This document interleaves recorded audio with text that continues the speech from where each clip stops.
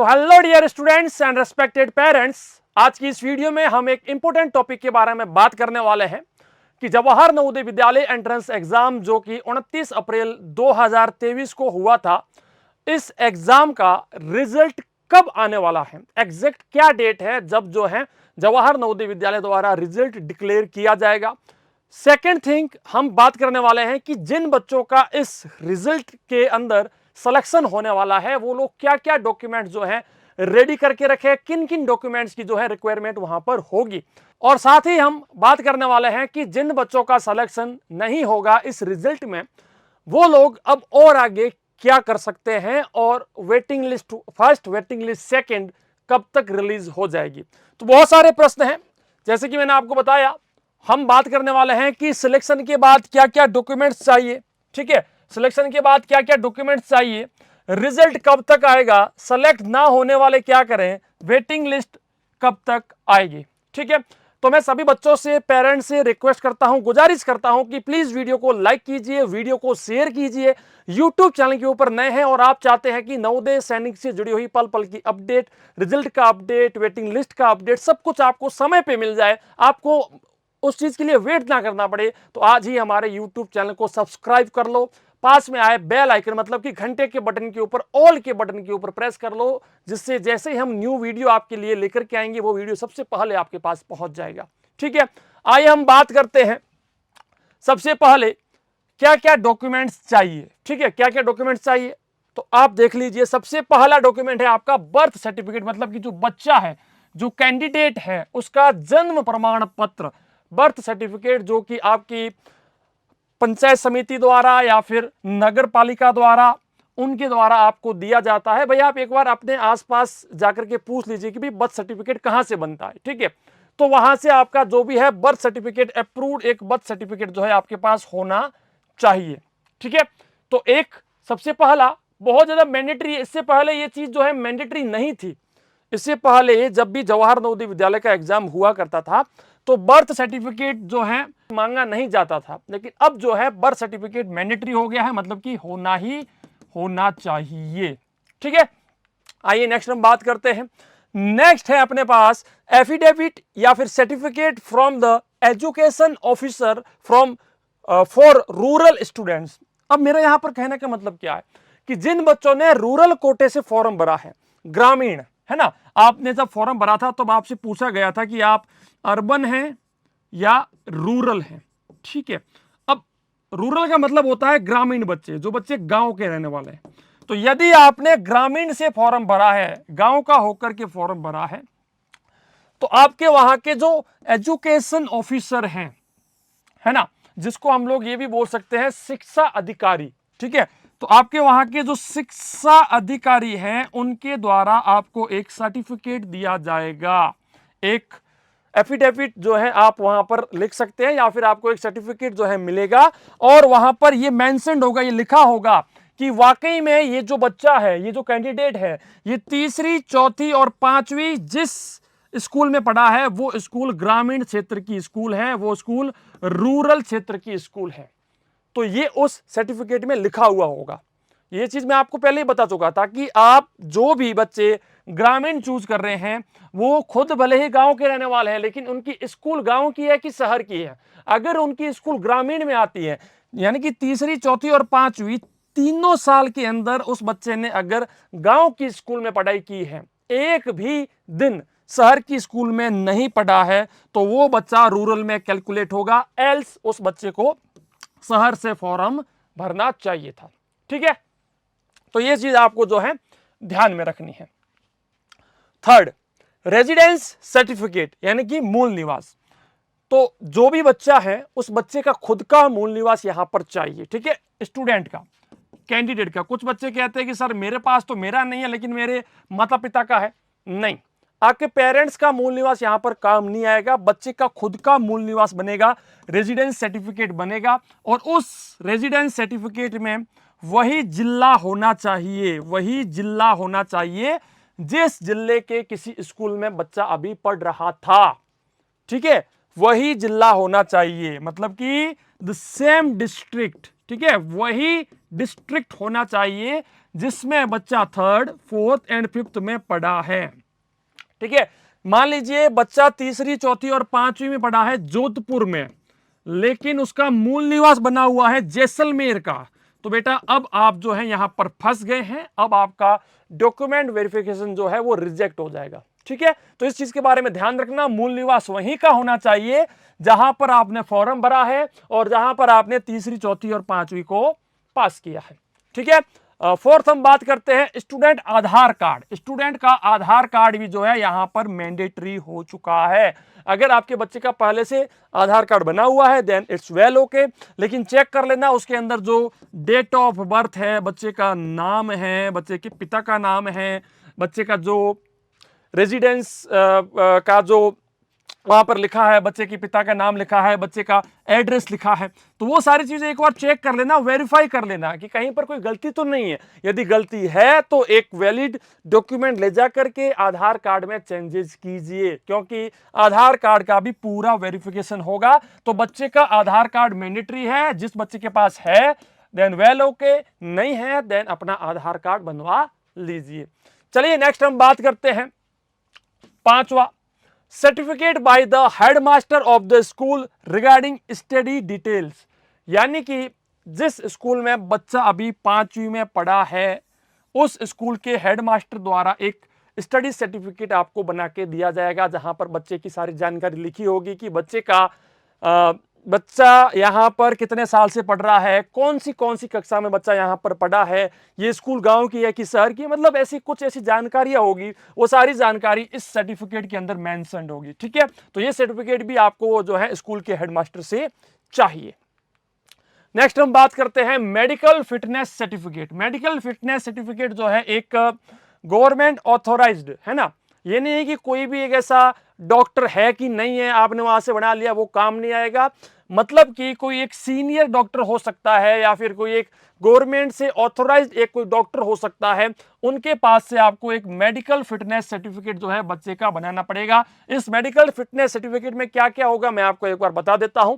इस medical fitness certificate में बच्चे की हेल्थ को पूरा चेक किया जाएगा, मतलब कि बच्चे की जो मानसिक स्थिति है, मेंटल हेल्थ, वो कैसी है, मतलब कि बच्चा थोड़ा वीक है मेंटल हेल्थ में, तो वो सब भी जो है वहां पर चेक होगा। बच्चे का वेट चेक होगा, बच्चे की हाइट चेक होगी, बच्चे की पूरी बॉडी चेकअप वहां पर होगा। ब्लड ग्रुप कौन सा है बच्चे का, वो भी इस मेडिकल सर्टिफिकेट के अंदर मेंशन होगा। यदि इसके अंदर डॉक्टर द्वारा कुछ भी गलत जानकारी भर दी गई, मतलब कि अगर डॉक्टर ने ये भर दिया कि बच्चे की मेंटल हेल्थ जो है वो वीक है, दिक्कत है, प्रॉब्लम है, तो हो सकता है कि आपको जवाहर नवोदय विद्यालय में ना लिया जाए। ठीक है, तो ये मेडिकल सर्टिफिकेट जो है ये भी बहुत ज्यादा इंपॉर्टेंट रहता है।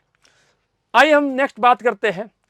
ये एक बहुत ही अच्छा कंसेप्ट है जो कि बहुत सारे बच्चे हैं उनके पेरेंट्स को पता नहीं है। ये क्या चीज होती है, जवाहर नवोदय विद्यालय का एक रूल है, एक नियम है। नियम क्या कहता है कि जो बच्चे 6ठी पास करके 7वीं में वहां पहुंच चुके, मतलब कि देखिए आपका बच्चा तो जाएगा 6ठी में, 6ठी जब वहां पर पूरा होगा 1 साल, फिर वो बच्चा 7वीं में जाएगा, 7वीं पास करती बच्चा 8वीं में जाएगा, 8वीं पास करते ही, ठीक है, 6ठी आपने पास किया कोई दिक्कत नहीं, 7वीं पास किया कोई इश्यू नहीं, 8वीं पास करते ही यहां पर एक न्यू कंसेप्ट रहता और वो कंसेप्ट है माइग्रेशन। चूंकि जवाहर नवोदय विद्यालय पूरे भारत में लगभग 660 जवाहर नवोदय विद्यालय हैं। जैसे कि मैं पढ़ता था नवोदय विद्यालय जैसलमेर में, है ना, मैं अपनी बात बता रहा हूं, मैं पढ़ता था जवाहर नवोदय विद्यालय जैसलमेर में, जो कि राजस्थान में पड़ता है। तो राजस्थान के जवाहर नवोदय विद्यालय जैसलमेर और आंध्र प्रदेश के जवाहर नवोदय विद्यालय रंगारेड्डी, ठीक है, यानी कि साउथ में। तो साउथ के कुछ बच्चों को जैसलमेर भेजा जाता है एंड जैसलमेर के कुछ बच्चों को साउथ भेजा जाता है। यह भी एक रूल होता है, मतलब कि मान लीजिए इस साल जवाहर नवोदय विद्यालय जैसलमेर में 8वीं कक्षा को 80 बच्चों ने पास किया है, ठीक है। अब इन 80 बच्चों का 20% मान लीजिए, है ना, मतलब कि लगभग 20-25% बच्चों को ही भेजते हैं, मतलब कि 100% बच्चों को भेज नहीं सकते। तो अब इनका 20% मतलब कि 16 बच्चे, तो 16 बच्चे यहां से जाएंगे हैदराबाद की ओर, मतलब कि साउथ की ओर, और मतलब पूरा 1 साल के लिए वहीं रहेंगे। जैसे ही बच्चों ने 8th क्लास पास किया तो 9th में वो पूरा 1 साल वहीं रहेंगे और वहां के कुछ बच्चे यहां आकर के रहेंगे। ये रूल है जवाहर नवोदय विद्यालय का। लेकिन अब चीज क्या होती है, देखिए जैसे कि उनको जो है 16 बच्चों को भेजना है और 16 बच्चों ने ही इसके लिए फॉर्म भरा है कि भाई ओनली 16 बच्चे ही जाना चाहते हैं, तो आपके बच्चे को फोर्सफुली वहां पर भेजा नहीं जाएगा, सिर्फ उन 16 बच्चों को भेज दिया जाएगा। ठीक है, अब मान लीजिए 16 की जगह यहां पर 20 बच्चों ने फॉर्म भर दिया, तो क्या होगा, लॉटरी निकाली जाएगी 16 बच्चों की, 4 बच्चे वहां पर रह जाएंगे, बाकी 16 बच्चों को भेज दिया जाएगा।